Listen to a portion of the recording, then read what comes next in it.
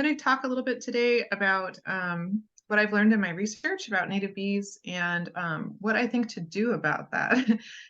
So I'm going to go ahead and share my screen so you get to see lots of pretty pictures in addition to everything else here. Okay, should be full screen now for you. Let me just close something. All right, so just let me know if anything goes wrong, okay? I don't mind being interrupted. So we're going to talk about successful landscape design as opposed to random landscape design, which you may get many different opinions on over the internet or even at different nurseries in the area, well, anywhere or even online, as far as what works and what doesn't. It's important to stick with quantified information for this type of research and not just people who are like wing dinging it. So let's take a look. So if you're here, I mean, you must be interested about native bees. Just to give you a quick background, native bees are much different than the standard kind of cartoon bee that we would think about. Honeybees are actually what we think about when we think of what bees are like. And, you know, honeybees live in hives. They work together. They have a social structure with a queen and a caste system. And they're really important for agriculture. Native bees are actually really different. Most of them live in the ground. Most of them are solitary. And the males cannot even sting. So it's really, really different. And I put here the name of the bee and what plant they were on. These are pictures from my research, all of them, almost all of them. I mean, they're all labeled, so accordingly. Just to give you an idea, there's a ton of diversity within native bees. Just to give you a background, within California, we have about 2,000 or to 1,600 species of native bees in California. There's a huge variety of them. And of which 17 genera are common and about 46 species. So, and that was quantified with a research project with Gordon Franke, who works out of Berkeley. Just to give you an idea of the size and shape of them, the Xylocopa, the large dark bee here, can you all see my cursor? I hope. Yes, Okay. we can. Perfect. So the Xylocopa bee is one of the biggest ones on the planet. They're the carpenter bees. You've probably seen them when you're gardening. They can try to intimidate you, that sort of thing. Keep in mind if you see the golden ones that they don't even have a stinger. That's the counterpart to this lady here. The bees come in a lot of different colors and sizes and shapes and variations in hairiness. Overall, bees are quite hairy, which is what makes them excellent pollinators. They have a static cling, which helps the pollen cling to their bodies. You can see, and right about now, we're going to start seeing the agapostomen bees, which are green up in the corner here on the left. There's different seasons of bees. They come out at different times. The smallest bees that we have here are the perdita bees, and they live off of the yucca plants that we have in Southern California, but also in the forest, the national forest that's close by. I can't remember the name. You guys remember the name? So keep in mind that of the bee diversity of the bees that are common in California, most of them are solitary, meaning that they live alone. Most of them are generalist feeders, and that probably has contributed to those particular bees being able to persist in a variety of environments in California. So, for example, if they were specialist bees, if they only ate off of one or two different flower types, like there are some vernal pool bees that they only feed off of one type of flower or two types. And so those bees are very, it's called an obligate relationship with their foraging plant. And those bees are very landlocked to wherever they are foraging to, as opposed to generalist species, which can use a variety of different plants to forage off of. So it shouldn't be so surprising that the generalists are more common in California, like more widely spread. They're species that are more adaptable to living in different environments. Importantly for my research, I ended up doing like a foraging range study because we wanted to see where habitat gaps were. And so just so you know, for example, a foraging range of a European honeybee, again, European honeybees are the weird ones. They can travel really far. They can go up to 2 miles from the hive, which is really far. The next closest is bumblebee and Xylocopa, which go about 1 mile from the nest, wherever they're nesting. And then most bees can only go about 1/4 of a mile from their actual nest hole. And this is considering the females, because the females are the ones that have the obligation of bringing pollen back and making pollen balls for the egg and then what'll be the offspring. The males actually don't have this range effect. They're not tied anywhere. So they can sleep on flowers overnight and that sort of thing. So, but I'll show you an example of the mapping later on, just to give you an idea of what the range is. So the idea too is that you need contiguous habitat within this 1/4 mile range in order to make sure that their habitat is a network instead of just little blips of habitat here and there. So let's take a look at the next one. Just so you know, humans really do need bees. So if you don't like bugs, I'm sorry. If you don't like insects, um, you're probably surrounded by native bees as you guys are gardening. You probably just haven't even noticed them. Maybe you are starting to notice them more. Some of them are quite fuzzy and easy to ID. They definitely look like a bee, and other ones definitely are harder to recognize. Is that a fly? Is that a wasp? It takes a lot of practice to get good at it, but if you want to like join me on bee walks or something, I will help you learn and we can document them together. There's also great ways of like, if you can get a high quality picture of them, you can look at them in iNaturalist. So there's other ways to learn about them. But if you're ever curious, if you ever get a picture in your garden, you say, I want to know what that is, you can send it to me, okay? Just so you know, so bees are the most efficient and therefore important group of pollinators. And our food is dependent on bees pollinating to a large extent. And European honeybees are the main kind of agricultural tool that we use for pollination and agricultural services. But native bees are definitely the backup, especially with the European honeybees having issues with mites and viruses. So native bees are really important, and consider that every bite of food that you eat, depending on the source, well, 2/3 of every bite that you eat has been pollinated by one pollinator or another, and 1/3 of the total is actually pollinated by bees specifically. So bees have a lot of weight. So consider that they are doing half of the pollination that all of the other pollinators are doing combined. So in other words, you need them. We need to stabilize our ecosystem services so that we keep pollination going, no matter if we have climate change or habitat fragmentation and stuff like that. Bees are a very important layer of infrastructure, which is largely, invisible to most people. So just to give you an idea about the dissertation that I did, we looked at the idea that climate change is inevitable, it's happening, and that we should design for the future. And as an undergrad, I got interested and I got hired to do this project with UC Davis Arboretum in designing a pollinator demonstration bed. And when I started getting into that, it's just one demonstration bed. But I started thinking, the more I started thinking about it, was like, oh my gosh, every plant that I pick, it either helps a bee or it helps some of these bees, but not all of them. What do I do? And there wasn't a clear message as far as, even as a landscape designer, what I should do in order to make these landscapes really good. And luckily, since then, there's been a lot more publication and research done.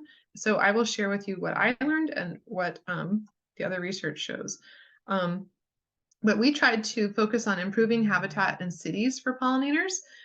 The idea being that that cities would be basically urban refuges to bees, specifically for cities that are in Davis, which is where I did my research. There is like a suburban core, and then there's agriculture all around it. And the agriculture, when it's monoculture like that, is very harsh as far as being habitat and that sort of thing. So in this way, even suburban landscapes could act as source habitats, basically, for native bees, okay? We tried to understand how habitat fragmentation occurs for bees, and we tried to see, not only just in space, but also in time when that happens, because we wanted to see if the seasonality was an issue. And then we wanted to, of course, the whole point of this and where I got started was, how do I make the best habitat for bees? So this is where it came back to. But now we have a more educated answer. My research relies heavily on the concepts of landscape ecology. And so with that subject, and and art as far as like designing.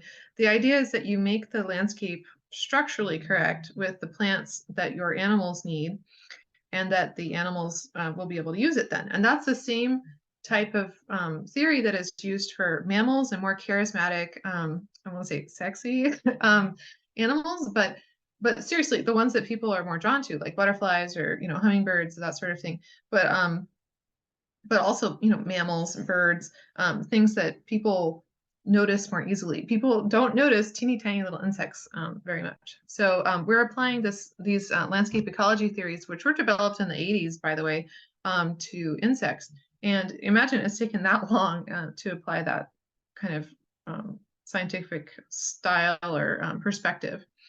Like the entomology people are thinking about it differently than a landscape architect or a landscape designer would. And thinking about networks or whole landscapes as opposed to just one spot.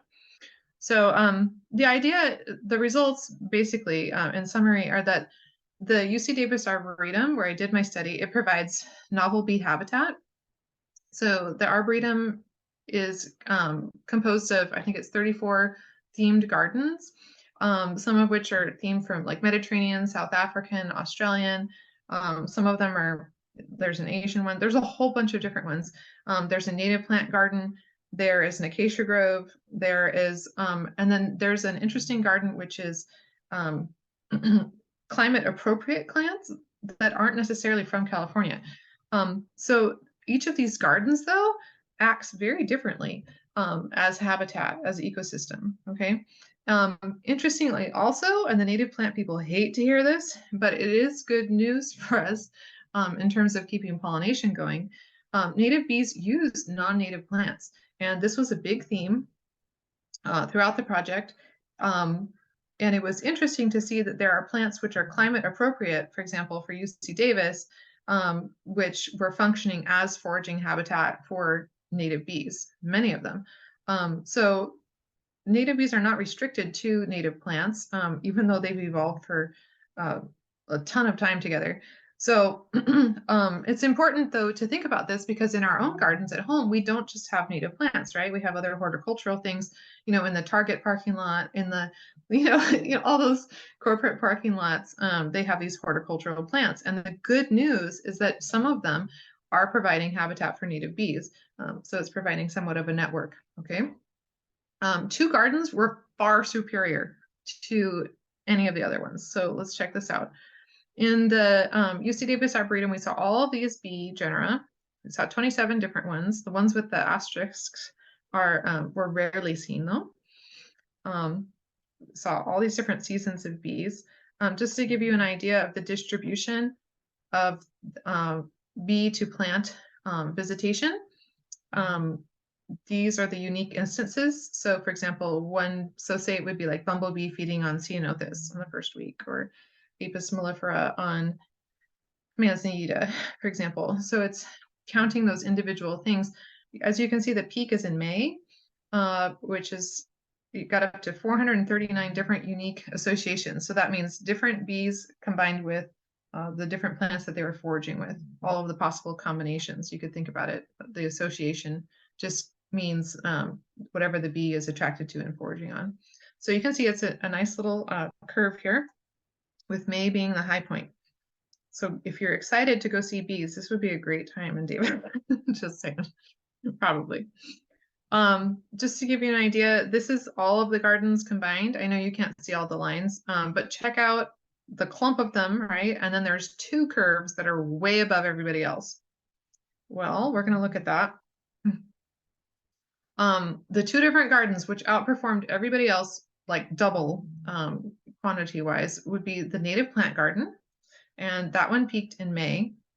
And the other one, which is kind of a wonderful surprise, was the non-native plants that are climate appropriate, and they're in what's called the Ruth Storer garden. And so it shows, I mean, the native plants, oh my gosh, in May, fantastic. Could not ask for better performance, in that regard. However, if you are interested in helping bees, which are active later in summer and throughout the summer, definitely consider climate appropriate flowering plants. just to give you an idea of what these look like in terms of structure, if you want to recreate them. This is part of the Mary Wattis Brown Garden, the native garden. Here we have Salvia bees bliss. They have it as a kind of like a little pasture. This is in the down season or early season. You can see the ceanothus blooming. There are a number of large trees throughout, and they put understories. So there's great little pockets of plants. For example, these heuchera are shaded, and so these are blooming longer than their counterparts who get more sun, who are a little bit further out. So it's a great idea if you can work with the shade as well and have things which are in the plant. Sorry, I will show you the plant list in a little bit. Okay. Okay. So if you can have some heuchera, for example, in the shade and some in the middle shade, and then some that are more exposed, then you'll get a greater length of bloom time with those particular plants. So that's a great technique to use. In the Arboretum, they do great mounds of plants. They try to really maximize the planting space, try to put taller things toward the back, shorter things toward the front or the paths. It's a good way to go. So that was all the native garden. And then if we look at the Ruth Storer garden, in this one, they did more of a geometric shape. They had larger paths. I think if I were to change anything, I think I would make the paths more narrow on this one. If you want the full plant list, I have the URL here, or you could look up UC Davis Arboretum All-Stars. They have a list of plants, but I will also give you the plant list of the ones that are actually good for bees. But this is an idea of kind of the story that they have here. Again, we have kind of overstories and understories. And this garden, despite how pretty and lush and kind of English looking it looks, they only water it every 2 weeks in Davis, even in the summer when it's 113. They water it deeply, but that's it. And so these plants, they've been field tested, they were selected, and it's really quite gorgeous. So just to remind you, characteristics of the best bee gardens. Mary Wattis Brown, we have, California native plants. They are drought tolerant, part of the local ecosystem, probably really great. And then, looking toward the future, if we need other plants that are blooming in the summer, or if you have a, maybe you have a soft spot in your heart for like these long horned bees with these really long antennae, Melissoides, give them some things to forage on. They may have geographic source variability, but they're drought tolerant. And it's interesting because the bees really like also how these plants were selected for long bloom times, being very covered in flowers and that sort of thing. The bees like it too, which is interesting. We have that in common with them. And these are basically, they represent a novel ecosystem ecologically. I'm sorry if you can hear my dog snoring. As far as the research results, which plants are best for each bee, it varied. And so we saw a lot, almost 8,000 unique bee to flower associations over the year, and 303 plant genera, which were attractive to bees. And I know this one's hard to read on the, I have like a summary slide coming up on the next one. Just to give you an idea though, this first column is salvia. You can see it is very high. It's almost 589, it says. The next lowest one, Eriogonum, is at 307. So salvia is a very clear winner. I think there's a couple of reasons though. Salvia is also like the largest plant genus, so that could be contributing to that as well. There are salvias which bloom at different times in Davis, so that I think that also contributes. There are some that bloom in spring, some are summer, some are fall, and so it creates a very long season for bees, which is something that I highly recommend. So these are the best plants for all bees, legibly for you. Some people like charts, some people like graphs, so I have both for you. You can see salvia, eriogonum, estrassoltia, rosmarinus, gaillardia, erigeron, rosa, aster, scabiosa. So you can see a lot of these are very drought tolerant plants and beautiful for a long time of the year. So I put them all the way in here until 11. But you can see, I mean, the higher the number, the better as far as their ranking. Now I separated this out because part of me was curious, okay, if we don't count the European honeybees, what's actually more popular? And so it is slightly different, the results. So I have it on this next slide so you can compare. For both all bees and native bees, salvia is the best, but it does change after that. The plants are slightly different on what they select, and that could be that, for example, the European honeybees were drawn to the Mediterranean plants, that they evolved with, which were growing there, which is interesting. But you can just take note of those. I would say any of these, if you want to put them in your garden, is probably a great idea. Just to give you an idea of, the bigger part of this project is, and by the way, this is a Megachile bee. They have a fuzzy underbelly and they have kind of big heads. I think they're very cute. If you see them in your garden, they'll probably be there probably in May or so. So what we did, so this is the Arboretum map overlay, and we started making, and by we, I mean me, my professor and I mean, worked together, but I made the maps. So I ended up, I had a lab mate who mapped the entire Arboretum for his own research project, and all of the plants are georeferenced in that project. So I was able to query the database and, for example, make a gray layer of all of the possible plants with a buffer that this particular plant or this particular bee, for example, Eustra, may use throughout the year. And then I could overlay, as I collected data points and put a radius around it of how far Eustra would travel, we could start to see, the idea of if Eustra's habitat was close enough together or perhaps there was a gap. So for example, in this month, it looks like there's a little gap. And then when I looked at these, I made maps for every single month for every single bee. And so you can see over time, for example, in January, there's adequate foraging resources available for Eustra, but it isn't until March that they emerge. And then in April, they were most common. And then in May, we have a little breakdown of the middle habitat ecosystems. By the way, I did this by using CalFlora's bloom time data, and I supplemented and finished that for them. But that's where I was able to break it down monthly. So, once we discover where the gaps are, we can start to fill them in and improve them. And in this middle area was a bunch of plants that Eustra is not interested in. They don't want the acacia grove. They don't want a bunch of stuff that's in the middle. So it was an interesting thing to do. Now, in the bigger scheme of things, one thing I like to do, I think education for bees is really important. And I show my students this slide about teaching a child not to step on a caterpillar is as valuable to the child as it is the caterpillar. And honestly, it's the same for bees. You just teach people the value of them, that they're not dangerous and scary. It can be really helpful, and thinking about how incredibly helpful bees are to us, even if we passively ignore them.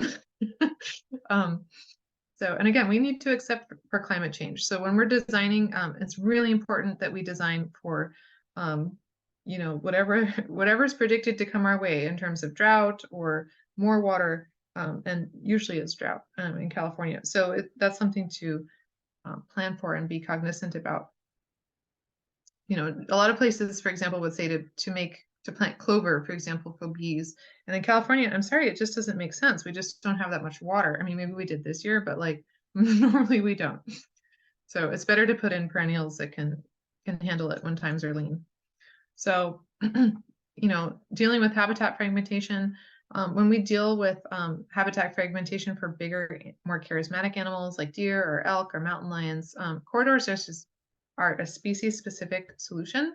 And so you actually have to look at the individual species or as close as you can.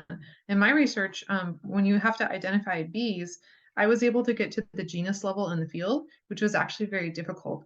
And to get to the species level, you either have to kill them or look at them underneath a microscope. And I can't do that with every single species in the field yet. It would be great to get a finer grain resolution on what the individual bee species are doing. But that would require a lot more research, just so you know.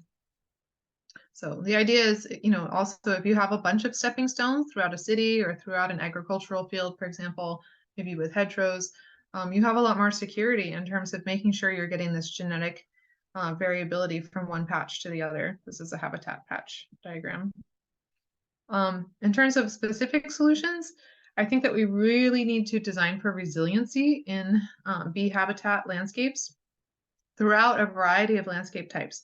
So whether we have urban neighborhoods or office parks or cul-de-sacs or cultivated land or rural or open space or parks or protected land, all of these different habitat types, these are all ecosystems from a bee's point of view, but how do we make them better? All of them. They could all be richer with more plants, more flowers.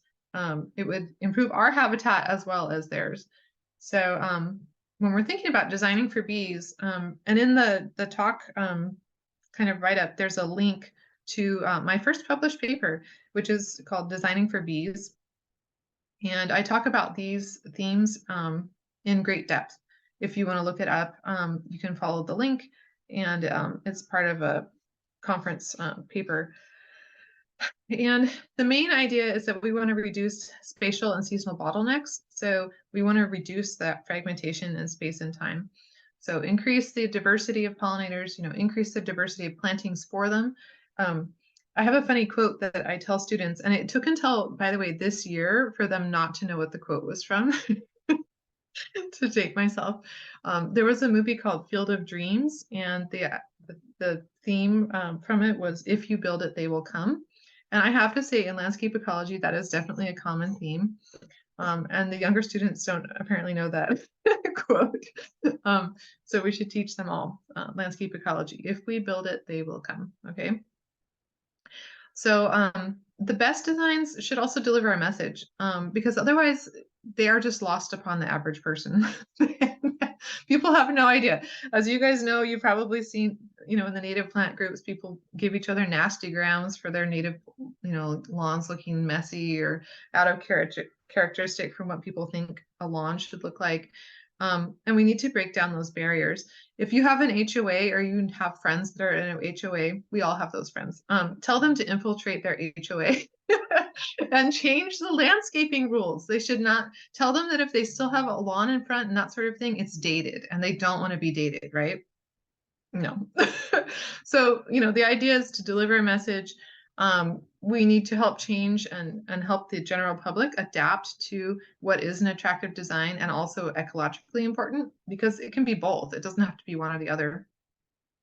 I think really important moving forward with design, like I've already touched on, is that you have to be sensitive to the local conditions. And one thing that's really important too is that bees live on a really tiny scale. And so they're going from plant to plant. They may not travel very far within their lifetime. And they may depend on, for example, the bush that they forage on. Maybe they have a favorite ceanothus or manzanita or whatever. If that one's in the shade versus one that's in the bright light, and they can go back and forth between the two, or even different sides of the same bush or tree. I saw them using it at different times of the year, depending on how much sunlight there was or how warm it was. They're very sensitive to warmth, and so it's important to give them nice sunny spots. But then when you live in a climate that gets really dry, you need to give them stuff to forage on when it gets really dry. Let's see, I see a chat. Oh, thank you. Yeah, for putting my website up. Yeah, you can follow the link there and then take a look at it because there's a lot more details in there. The other thing that can be really fun is to explore the local pollinator diversity. And for example, in Los Osos, you guys have an anthophora bee, one that lives in the ground, a digging bee, and it matches the color of the sand there exactly. And so when I saw that, I was talking to Cindy Rosler from the California Native Plant Society, and she saw these bees in her yard. They are so pretty and they match exactly. They're an exact match to that habitat and climate. How cool to be able to brag about, your local anthophora, which looks distinctly different than the very dark-bodied bees, which are more inland, even in Cal Poly Slow.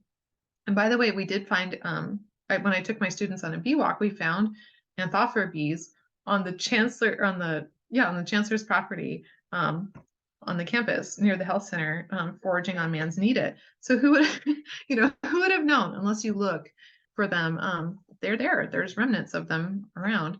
Not everywhere. We can make it better for them. So I thought it would be fun to share some student design examples if I just go really quickly through. Wendy, if you want to let me know what time you want me to wrap up the talking part so we have time for questions and answers too, that would be kind of cool.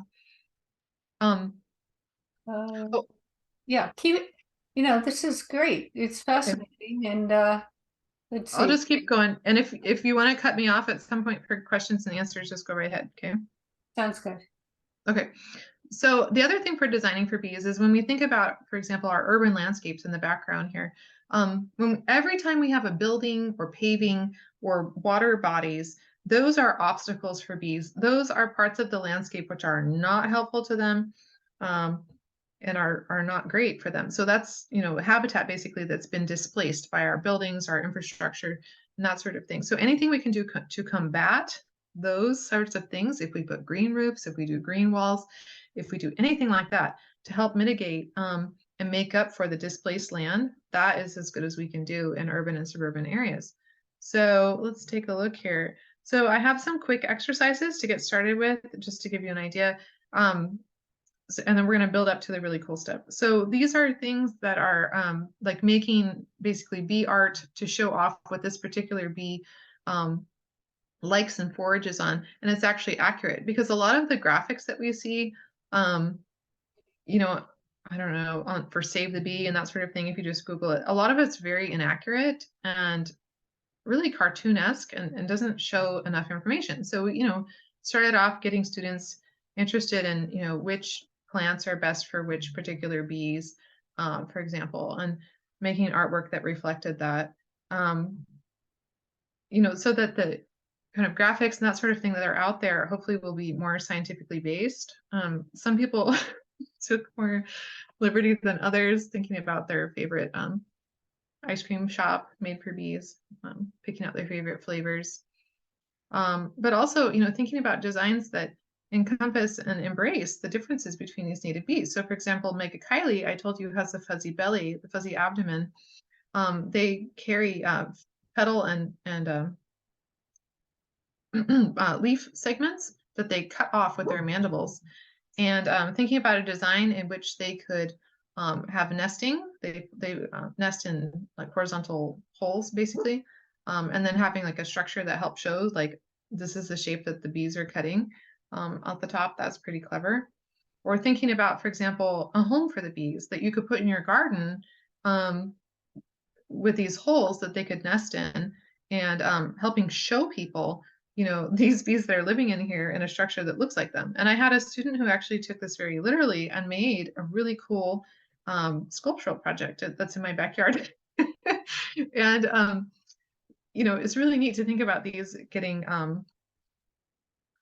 occupied by actual like Megachile bees, and having the form of the Megachile bee right there. Um, and thinking about design, imagine if you were a little kid and you could go to a park and you could pretend that you were a carpenter bee. That would be pretty fun. I mean, there's a lot of prospects here that aren't being explored. What if you could see what it's like to live like a Deodasia in the desert, and you could see them tunneling? You go into the underground museum and see the tunnels of the Deodasia and their little turrets that they build. What if you just had a cool sculpture that showed the different types of, either contrasting the honeycomb versus the native bees, or sculptures which contrast the body types and the materials that these bees live in, their sizes, their structure, making it playful and fun. I have another project that I do that I've done on the side, which is, oh, that's great, Cameron. Thank you in the chat. So it's called a free pollinator seed library. And if you're on Facebook, go ahead and find it and like it. And if anyone wants to start their own, please let me know and I will help you get started. But it was spurred off from the idea of, those free lending libraries for books. But I stock it with seed packets and it's picked up regularly. But, having students come up with further ideas of how it could be made different or expanded was really fun. I give them projects for like retrofitting, for example, an existing yard or a piece of land. So this is, the California exit near Cal Poly, the 101, and rethinking, okay, how could this intersection be better? And if we didn't have this grassy area, we wouldn't have to mow it. So, how could we maximize that area for bees? or this area for bees. I think this one was not in slow, somewhere else. There's other things too that get really creative that haven't been done yet. So for example, different bees make different resonance of buzzing. So if we could use sound to kind of capture what it is, you could show the bee on a screen, for example. That would be really neat. For example, bumblebees sound a lot different than the other ones. So it'd be kind of neat to be able to do that, especially in a city where you'd have like a captive audience. Okay, and this is where we start getting weird, but it's fun. So one of the things I tell my students about is, how can you make it more engaging for people to visit? Well, bees see with UV light, so they see a lot more purple and blue than we do. What if you could give people glasses and they could see the world through a bee? Or you could make an app so that you could help people to see what bees are seeing. They actually see UV light also, so they see different patterns on flowers than what we can see with our eyes. And then this is where we start thinking about, okay, if we go from individual gardens and we zoom out, we see a greater extent of the landscape. What does the bee look like? What do they think of this neighborhood? Do they have little patches? The houses aren't helpful, the roads aren't helpful to them. What is helpful to them? These green spaces. So different attempts of visualizing this. This is when we were on online classes. So this was in Mill Valley, for example. Everybody was at home working. You guys are all familiar with Los Osos. Think about the bombas in Los Osos. Where does the bombas want to hang out? Are they in your backyard? What about Anthophora? Do they hang out at this golf course? I don't know. Depends on how much pesticides used there. Xylocopa. What is Xylocopa doing in Laguna Lake? Or Halictus, which, by the way, I think if there's anything going to happen to us, or if there was any native bee that was going to save us, it's definitely Halictus, because they're around the majority of the year. They forage on a variety of different plants, and they are not very scared of me. So they did well in an urban setting, in my opinion. They're very nondescript. Thinking about how to draw bombus in this particular neighborhood too. We're thinking about even Xylocopa in downtown Oakland, of all places. There are lots of snippets of green space. How do those add up? What's the proportion that's good? Well, the more the better. Improving even the arboretum from how it is now, tailoring it more toward bees. I'm going to go quickly. You can get carried away. You can put retrofitted green roofs. In Cal Poly, by the way, on the campus, they are mandating that any new buildings are going to have green roof or solar panel, that sort of thing. So that's great. But how to deal with the old buildings? Is there a retrofit that might help? That would be a great thing. This one really wanted to celebrate these bees. So this is the engineering building. Just to give you an idea too, this is some of my favorite work. Where I asked my students to see like a bee and take a look at common landscapes and highlight them with what the bee that they chose. So for example, this one's Xylocopa, the carpenter bees. If they're looking at this landscape, what has value to them? What is the value set of a Xylocopa, and what proportion of this landscape is valuable to Xylocopa? As a joke, I had them put bee glasses, because we joke that designers have funny glasses. But for example, this student actually designed glasses that mimic, for an educational set, the holes that Megachile would want to burrow into, and using that as a learning experience, and then looking at this landscape, what's valuable to Megachile? Or if you're a squash bee and you're looking at this agricultural landscape, what's important to you? Not all of the rows. You're only liking a few of the different plants that are available. Or maybe you make a green roof completely tailored to Pepinapis, which is the squash bee, and it looks amazing all around, except for this paved portion. So it's really interesting and really important to look at the landscape from a particular pollinator's point of view. So for example, if you are an osmia, oh my goodness, take a look at this orchard. It's great for you. And maybe if you're a Megachile in the city, maybe you need an urban hedgerow in order to really be able to thrive. So it's really important to look at the landscape from the value set of the pollinator that you are trying to design for. So for example, if you're looking at this landscape with this bee, this looks like a pretty typical kind of slow front yard, and at least it's drought tolerant, right? But you can see that only one of the plants is helpful to this particular bee. So it's something to keep in mind. Let's see here. I have fine scale solutions. So we did, individual designs, places on campus. This one was for a place in Chicago. This one actually came up with a whole design for a red listed bee, which means like on its way to endangered in Hawaii, where the student happened to live. And there was this botanic garden, and I helped him develop a planting plan to help bring back this red listed bee, a Hylaeus bee. They're called masked bees because they have these little yellow plates on the front. This student came up with a design for the Los Osos Valley Nursery, plant nursery, which by the way, I love. It's my favorite one. And I know her graphics are hard to see here, but you just have to trust me. It's gorgeous. Okay. We have other people thinking about bumblebees and how to make a park that could function for people and for bumblebees, corridor wise, and thinking about how to extend the seasonality as long as possible to help them out. Turned out pretty lovely. Planting design is very geometric, but interesting, I think, for people and bees. I had another student who did a project for Haberpoda, which is a remnant population of special bees. They're pretty rare in cities, I would say, but just in the northern part of San Francisco on the Presidio, a 4-year-old, I think it was, discovered this patch of little Haberpoda bees, which are living there. So thinking about how to, expand that nature in the city and give the bees a place to thrive and, next to human usage, since it's such a dense area. It's a really interesting idea. By the way, there's a really interesting project if you're interested in kind of art and nature and city. It's called Nature in the City.